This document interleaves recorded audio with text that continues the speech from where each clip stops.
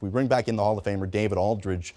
DA, let's recap here and see what else as you digested this earth-shattering news that Paul George is headed from Indy to OKC. Well, Jared, the ripple effects are so interesting to look at. As you mentioned, look, the West is loaded now. We saw, after Golden State won the title, there were a lot of people who thought, well, teams are going to kind of keep their powder dry. Nobody's going to go all in. You can't beat the Warriors. Well, look what's happened. Houston gets Chris Paul.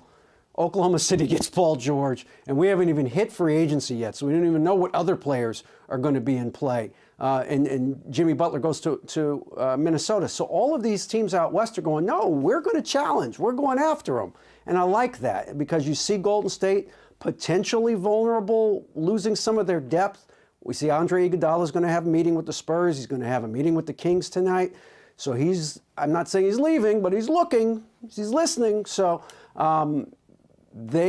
teams out West are going after. And then in the East, wow, I think all of us believed that Boston was going to do something dramatic in the offseason. Make a big trade, make a big free agent signing, make a trade and a free agent signing. Well, now the guy that everybody kind of had going there, and Paul George, isn't going there, at least not this year. And does that impact Gordon Hayward's decision to go there or not? I think it does a little. And, everybody, well, I should say everybody, a lot of people thought Miami was going to be a player in this anyway, even before tonight. So certainly Miami now has a real shot, I think, at getting Gordon Hayward if he's leaving. So the East is now Cleveland dominant again. But what do these other teams that are kind of on that next level do? What does Boston do? What does Toronto do? Are they going to re-sign Kyle Lowry? They're going to I think they're going to throw a lot of money at him in an hour. What does Washington do? They're going to max out Otto Porter? Or they're going to, they already offered John Wall the big exception. He's going to think about it. What does Miami do in addition to maybe getting Gordon Hayward? What does a team like Milwaukee do that's gave Toronto all it wanted in the first round? So it's fascinating to see everything that happens because of one trade.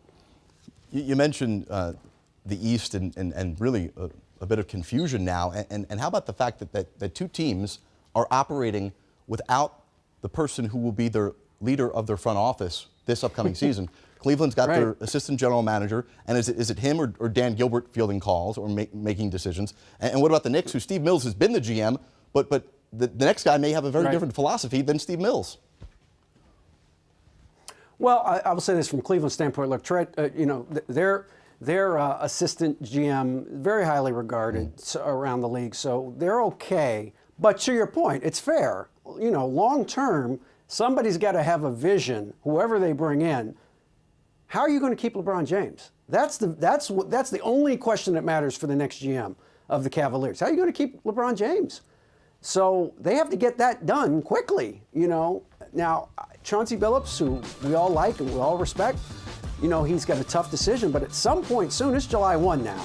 Somebody's got to make a decision about whether they're going to have Chauncey there or they're going to get somebody else.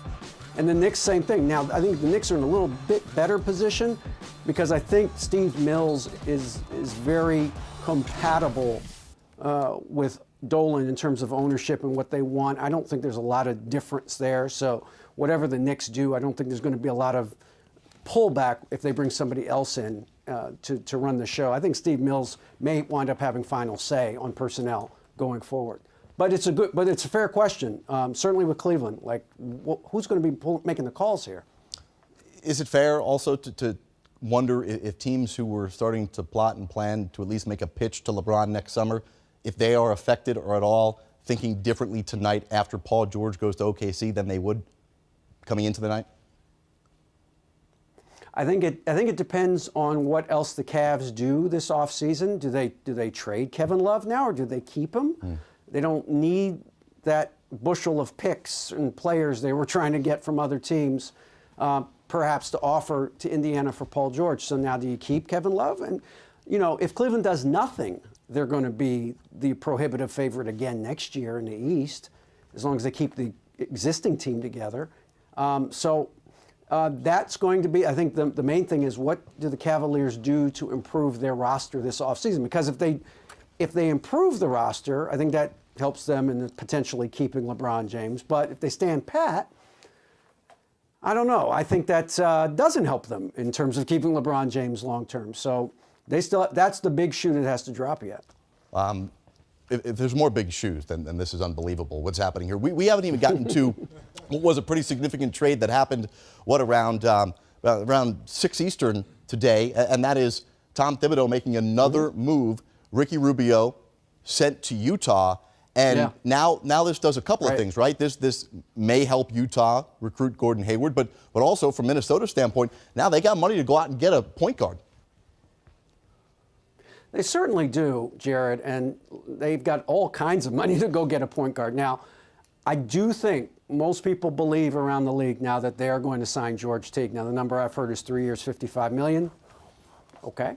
If that's what they've decided on. If that is the case and that door is closed, then I think that's a big help to Toronto keeping Kyle Lowry. Now, they were going to go all in to keep Lowry anyway, but now it becomes that much easier because I do think Minnesota was the chief team, the chief threat to signing Kyle Lowry. I suppose it's possible that New York could still make a play there, but my guess is that it's a lot closer for Toronto now that Minnesota door appears to be closed. The question I have is what happens now with George Hill, because clearly he's not going to re-sign in Utah now. So does New York make a play for him?